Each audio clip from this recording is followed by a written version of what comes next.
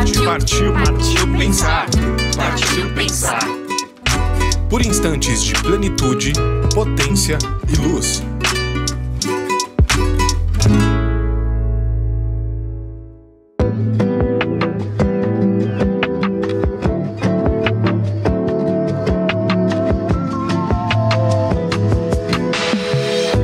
Senhoras e senhores, estamos no ar. Esse é o nosso hashtag Partiu Pensar, porque hoje é terça-feira, dia de darmos as mãos e pensarmos juntos. Estamos dando a palavra aos gigantes do nosso pensamento, para que eles nos ajudem. Vendo como eles pensam, a gente pode se inspirar e pensar juntos.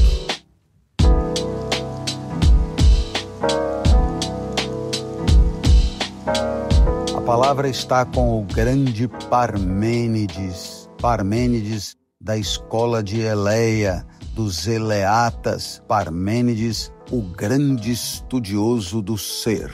O ser que está por trás de todos os entes que nós encontramos por aí. Como a gente disse, a mesa é, a cadeira é, a cama é sinal que todos eles são formas diferentes, particulares de manifestação do mesmo ser.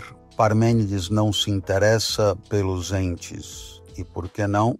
Bem, nós tínhamos explicado que Parmênides encontrou a deusa Dike. E ela explicou que existem dois caminhos, o da verdade verdadeira, a aletheia, e o da outra verdade, que é a das opiniões, né?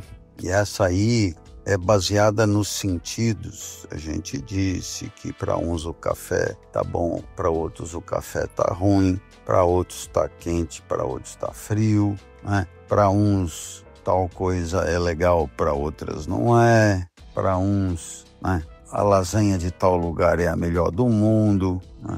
Para outros o cheiro desse perfume é insuperável.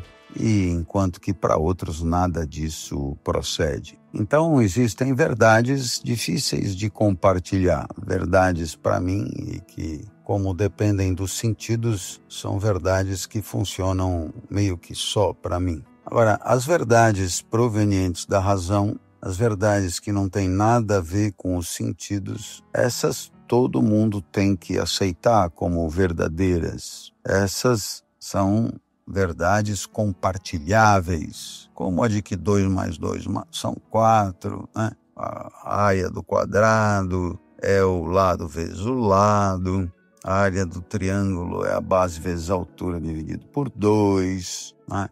Como também, se todo homem é mortal e eu sou homem, então sou mortal, dadas duas premissas verdadeiras, a conclusão é também necessariamente verdadeira. Então, muito bem, nós viemos até aí e vamos tentar agora ver de que modo todas essas coisas nos ajudarão a pensar a respeito do ser.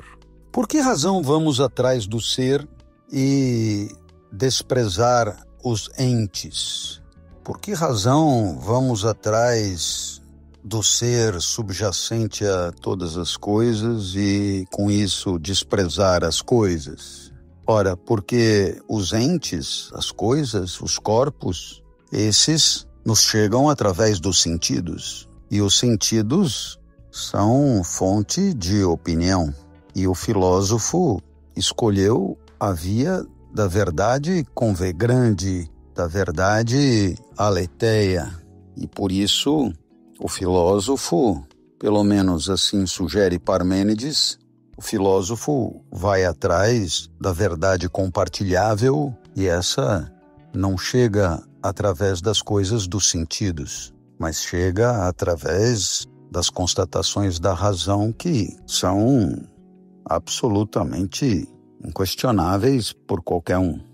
Então, Parmênides é o primeiro filósofo que não vai dar bola para esse negócio do ar, da água, do fogo, das realidades particulares. Ele prefere investigar sobre o ser, isto é, o ser que é tudo aquilo que é.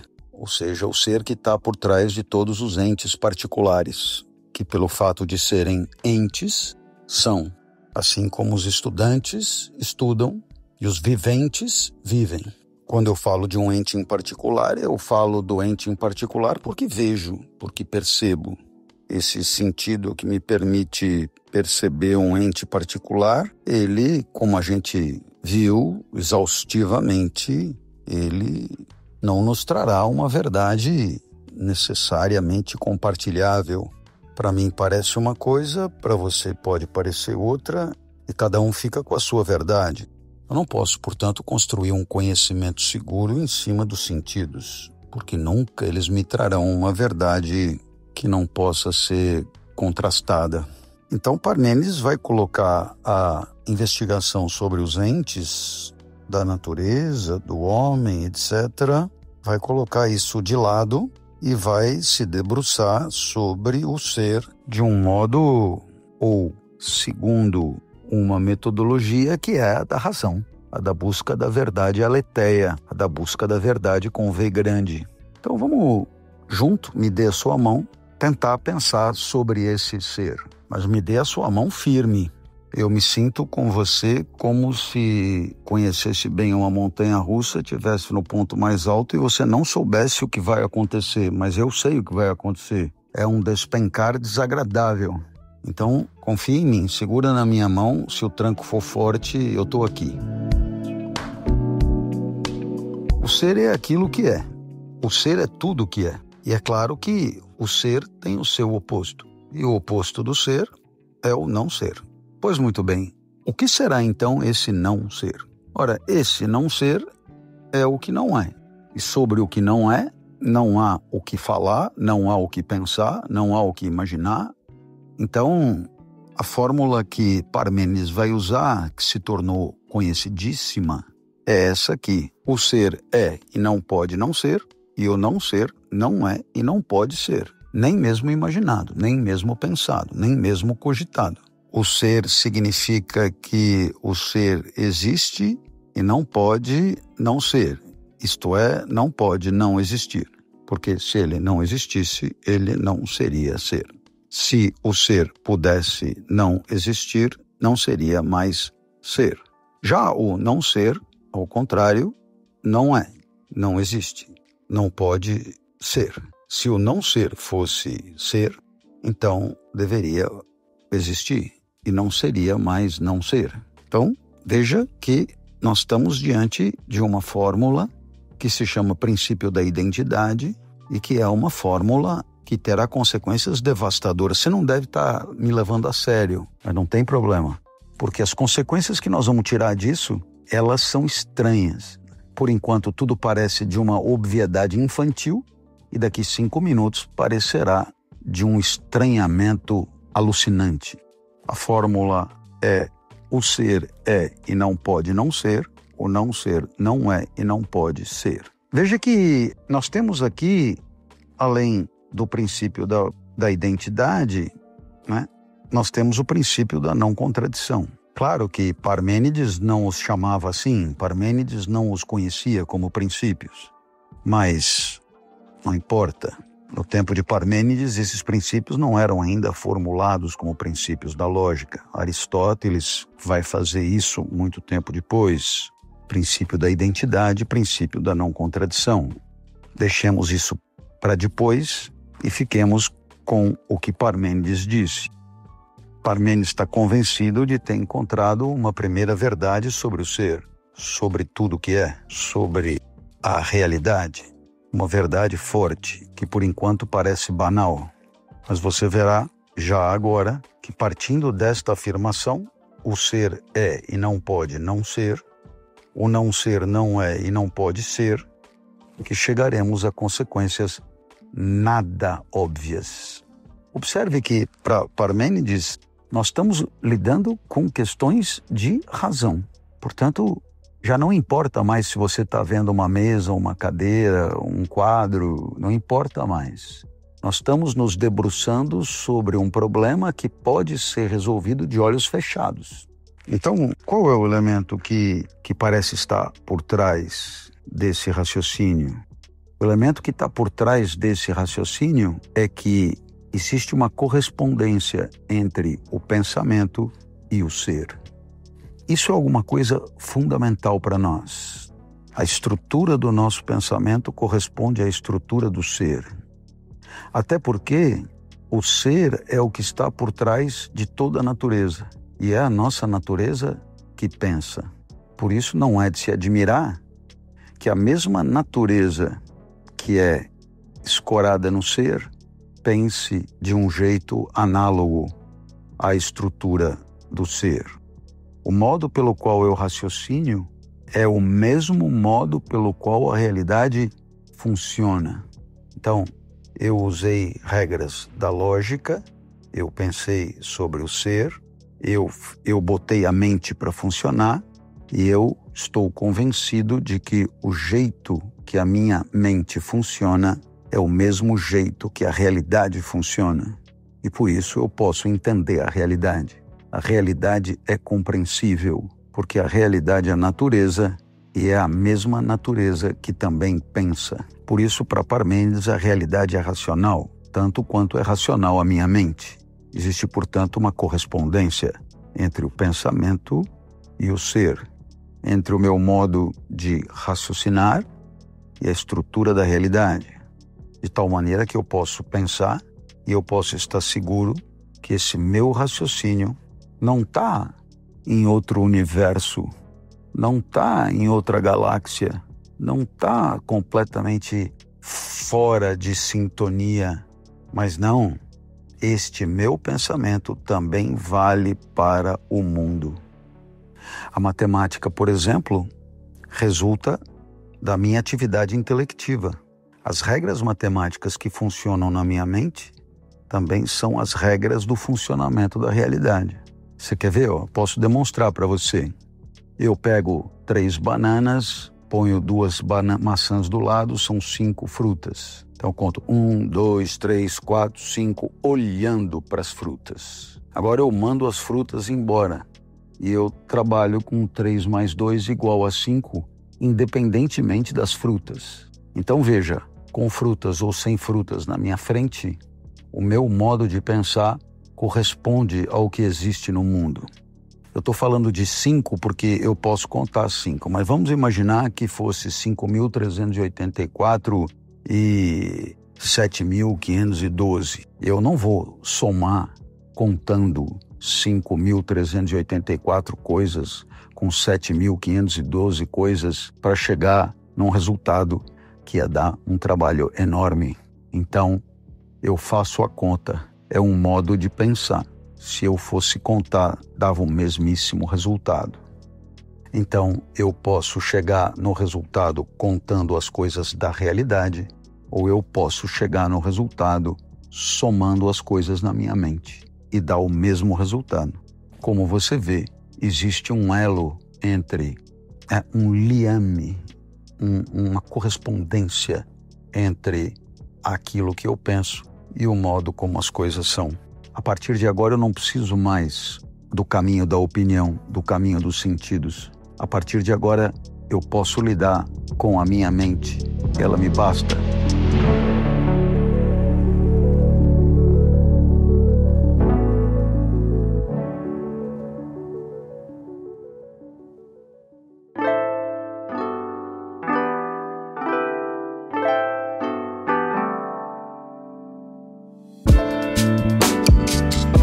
Olá, eu sou Clóvis de Barros e venho aqui propor a você nos apoiar a manter vivos os nossos conteúdos de filosofia na internet. Para você participar com uma singela colaboração, você deve entrar em apoia.se/Inédita Pamonha. Repetindo, apoia.se/Inédita Pamonha. Você pode nos ajudar demais a honrar os nossos compromissos, pagar nossos editores, as nossas plataformas e manter nosso conteúdo vivo para que ele continue impactando as pessoas como tem feito.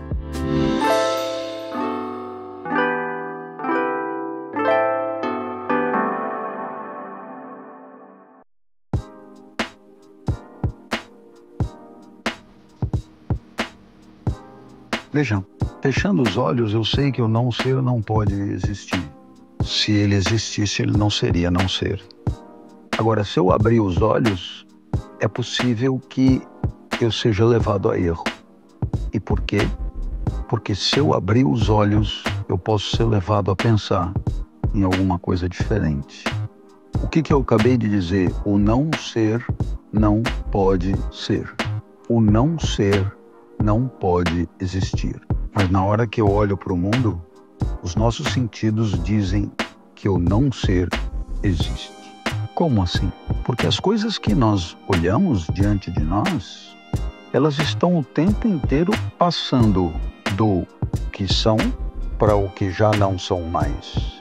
Estão passando do que eram para o que acabaram de passar a ser e já não são mais o que eram. Portanto, o não ser parece estar antes e depois do ser, mas ele está aí. As coisas que nós vemos diante de nós passam o tempo inteiro do ser ao não ser. Passam do tempo inteiro do ser ao não ser mais. A nossa experiência sensível é uma experiência onde o não ser está o tempo inteiro participando. Bom, vamos pegar o caso mais aberrante, a morte. A morte, o que é? A morte é a passagem do ser ao não ser. A morte é o não ser. A morte é o não ser do vivente. A morte é o reino do não ser. Que loucura. Mas se você achou o exemplo meio tétrico, né? Você tem uma jarra de água cheia, bebe a água da jarra e percebe que pelo menos a jarra como ela era, ela já não é mais. Agora, se você quiser, joga a jarra no chão e quebra a jarra. E aí você verá que agora ela não é mais, nem porque está vazia, nem porque tem jarra. Aí, se você quiser, você fica sem comer um tempo e você percebe que perder peso, o que é? Perder peso é uma parte do corpo que se torna não ser. Eu, por exemplo, sou, em relação ao que era, 75%. Sei lá, acho que eu passei de 110 para 75. Então, mais, né? Mais. Eu perdi praticamente 1/3. Eu sou 2/3 do que eu era. 1/3 virou não ser. A morte é uma passagem do ser ao não ser. A perda de peso é uma passagem do ser ao não ser. A jarra quebrada é uma passagem do ser ao não ser. O incêndio é uma passagem do ser ao não ser. O envelhecimento é uma passagem do ser ao não ser. Nossa, eu não sou mais o moleque dos 5 anos. Eu não sou mais o estudante dos 12 anos. Eu não sou mais o vestibulando dos 15 anos. Eu não sou mais o formando dos 20 anos. Eu não sou mais o doutor dos 24 anos. O doutorando, né? Doutor eu ainda sou, mas o doutorando dos 24 anos, eu não sou mais, eu não sou. O não ser está o tempo inteiro aqui comigo, né? Ter me tornado um adulto me fez passar do ser ao não ser, do ser criança a não ser mais criança. Se você quiser, eu posso te dar outro exemplo. Vamos imaginar que você pegue uma coisa X e uma coisa Y. Que sejam 2 frutas de novo, uma maçã e uma banana. Pelo fato de estarem as duas ali, fica claro que a maçã não é a banana não é a maçã. Uma não é a outra não é a uma. Como você pode perceber, o não ser faz parte da nossa vida percebida, sensível, da nossa vida observada pelos sentidos. Só que nós tínhamos dito que o não ser não é e não pode nem ser cogitado, nem ser imaginado. Logo, se o não ser não é e a morte é o não ser, então a morte não é. Se o peso perdido é não ser e o não ser não é sequer cogitável, a perda de peso não é.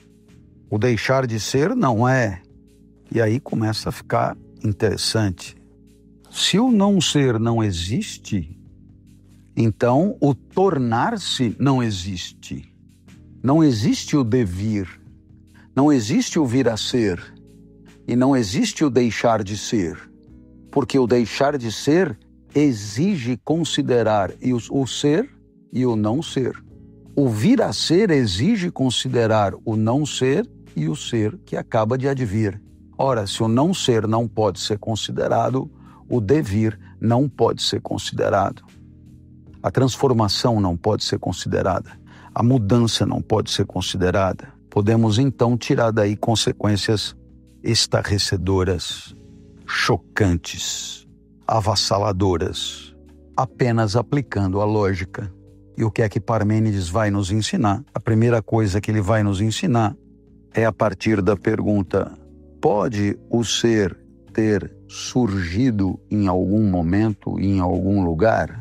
Ou poderíamos perguntar assim: pode o ser ter nascido? Pode o ser ter tido origem no tempo? Pode o ser ter sido gerado? A pergunta é de extraordinária atualidade. O que tinha antes do Big Bang, né? Porque para ter tido uma grande explosão, alguma coisa explodiu. Da onde veio isso aí que explodiu? Então, a pergunta é totalmente pertinente. O universo foi criado? O universo teve sua origem? Pergunta que a humanidade sempre se fez e continua fazendo. A teoria do Big Bang, eu repito, nos dá alguma explicação, mas não explica tudo. Então vamos pensar juntos. Se o ser tivesse sido gerado, o que isso significaria? Em que isso implicaria? Implicaria que o ser antes não era e depois passou a ser. O ser antes não era e num certo momento passou a ser. Ora, mas se isso fosse assim, o que haveria antes do ser? Se o ser não era, só poderia ser, só poderia estar o não ser. Mas o não ser pode existir? Não. Pode o não ser existir? Não. Dissemos que não. O ser é e o não ser não é e não pode ser, nem pensado. Logo, é impossível que o ser tenha sido gerado, porque ele teria sido gerado pelo não ser que não é. Portanto, temos que descartar completamente essa hipótese. Temos que aceitar que o ser, se ele não surgiu, se ele não foi gerado, se ele não tem a sua origem num determinado momento do tempo, é sinal de que ele sempre foi, ele sempre existiu. Logo, o ser sempre existiu, porque não pode ter sido gerado, sobretudo gerado pelo não ser, que não sendo, não poderia gerar nada. Como você deve perceber, o tal do Parmênides, ele raciocina pelo absurdo, como se faz na matemática de vez em quando. Ele diz: vamos imaginar que o ser tenha sido gerado. Ora, se o ser tivesse sido gerado, isso significaria que ele tenha começado a existir de um ponto, de um momento do tempo a partir daí. Ora, antes do ser, tinha que existir alguma coisa de diferente do ser. Ora, o que pode ser uma coisa diferente do ser? Ora, uma coisa diferente do ser só pode ser o não ser. Mas o não ser não pode existir. Logo, chegamos a um absurdo. Então, a tese de que o ser começou a partir de um certo momento do tempo é uma tese equivocada. A tese da qual nós partimos é absurda. Logo, a tese verdadeira é a tese contrária. O ser é não gerado, ou se você preferir, o ser sempre existiu.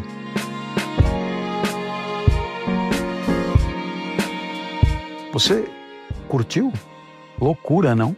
Eu acho que você tem o direito de ouvir isso de novo, porque isso aqui, nossa, isso aqui com um vinhozinho do Porto te leva à loucura. Essa é a primeira consequência da fórmula inicial de Parmênides. Se o ser é e não pode não ser, e o não ser não é e não pode ser, o ser sempre existiu. Ficamos por aqui. Eu, se fosse você, ouviria outra vez. E se você gostou, convida alguém para ouvir conosco. Um beijo grande. Valeu!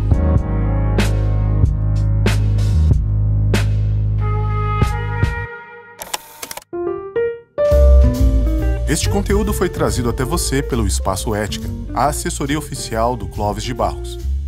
Para mais informações sobre cursos, livros e palestras, acesse clovisdebarros.com.br e siga o professor nas redes sociais.